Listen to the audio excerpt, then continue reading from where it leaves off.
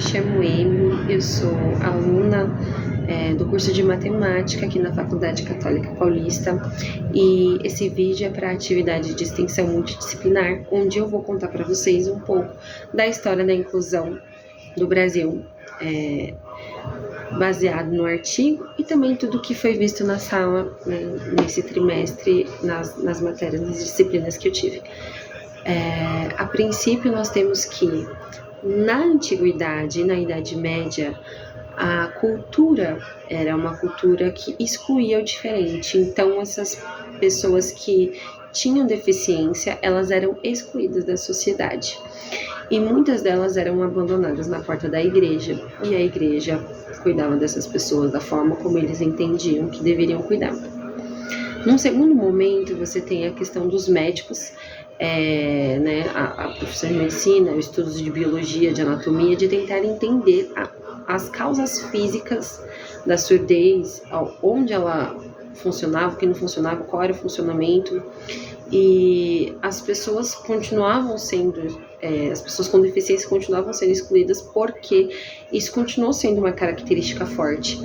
Porém, essas pessoas, de certa forma, elas eram incentivadas a oralizar e não a fazer sinais, não a se comunicar com sinais. E isso foi, inclusive, política em alguns lugares de reprimir essas pessoas surdas de usar língua de sinais, né? E incentivadas a serem oralizadas e a fazer leitura labial. E isso permaneceu até a década de 70, né, mais ou menos, ali no período da ditadura militar, quando começou-se, do lado de fora, as pessoas elas eram incentivadas a isso, mas dentro já havia ali uma comunidade surda, né, brotando ali, que tentava colocar esses aspectos da língua de sinais, que foi se desenvolvendo e depois, posteriormente, foi reconhecida no ano de 2002 por um decreto lá do Fernando Henrique Cardoso, que reconheceu a Libras como um meio de comunicação formal, alguma coisa assim, né? Mas dentro dos aspectos de políticas, de escola, aqui no Brasil nós tivemos, durante o período Dom Pedro II, esqueci o nome, da monarquia, Dom Pedro II. Dom Pedro II fez a primeira escola de cegos e, posteriormente, de surdos. Essa escola era de acesso das pessoas da nobreza, pessoas que tinham dinheiro, porque era um acesso muito limitado, era muito limitado num geral, então as pessoas não tinham direito à escola. Isso só foi mudar na Constituição de 88, que nós passamos a ter o direito à educação, todas as crianças passaram a ter o direito à educação.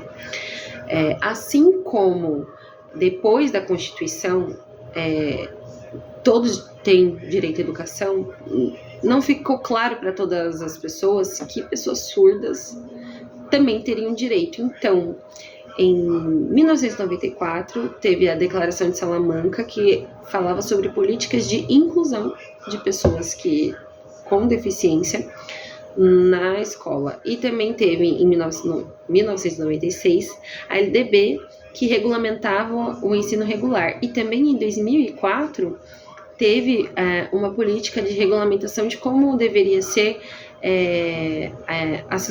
o acesso para as pessoas surdas, né? Sobre questão de língua materna, língua mãe. Então, você tem lá também, em 2004, esse aspecto.